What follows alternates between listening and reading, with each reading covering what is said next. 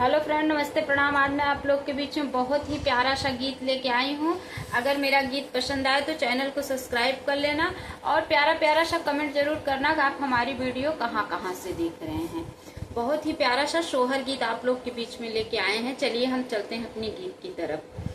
12 दिन की बारहिया बरहिया नाही बीतई बर नाही सखिया खिड़की से पियवा मोर झाकई मोहिया लागई की मोहिया बहुत लागई हो। बहिनी खिड़की से मोर पियवा झाकई त या बहुत लागई त मोहिया बहुत लागई हो। मचियाई बैठली सास असर फगुनाया गरिता सर फगुनाय गरी हो। हे सासु थामिले तू हरौला लनवा पिया के मनवा राखिति पिया के मनवा बहुआ तू हाऊ मोरी बहुआ तू ही बहु रसिया तू ही बहु रसी हो। हे बहुआ बीतई दे तू छठिया बरही बेटा के मनवा रखती हूँ बेटा के मनवा रखती हूँ।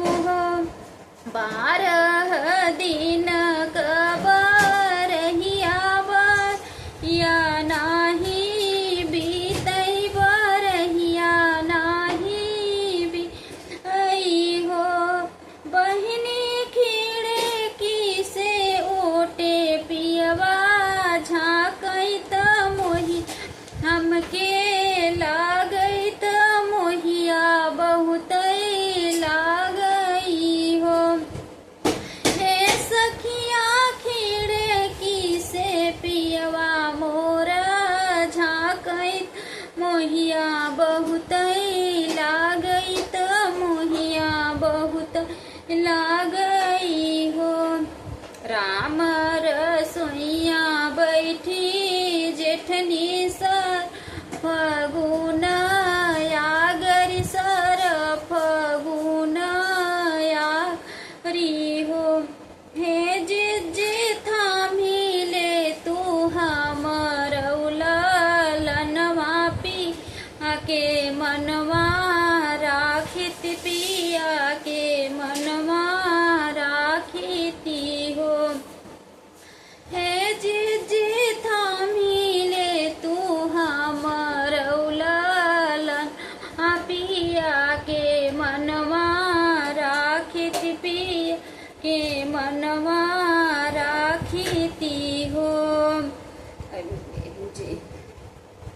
बल भाऊ तू छोटी बीत दे तू छठिया बरही त छठिया बरहिया त देवर रखती त देवर मनवा रखती हो।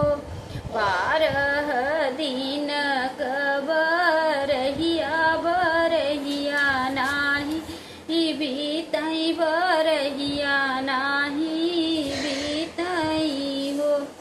बहिनी खिड़की से हमर पियवा झाकई मोहिया बहुत लागई त मोहिया बहुत लागई हो।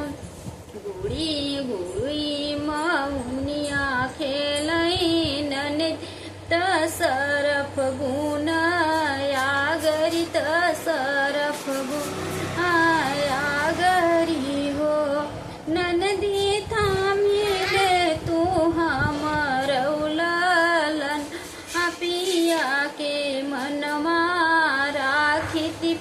भैया के मनवा राखी हो। बल बहू भाभी बौरानो भाभी बीतई दे तू भौजी छठिया बरहिया भई के मनवा रखती भैया के रखती हो। 12 बरहिया बरहिया नाही बीतई बरहिया नाही बीतई हो। बहिनी खिड़की के ओटे पियवा झाँकई मोहिया बहुत लागई त मोहिया बहुत लागई हो। बहुत बहुत धन्यवाद। आप लोग अगर हमारी वीडियो कहाँ से देख रहे हैं, प्यारा प्यारा सा कमेंट जरूर करना।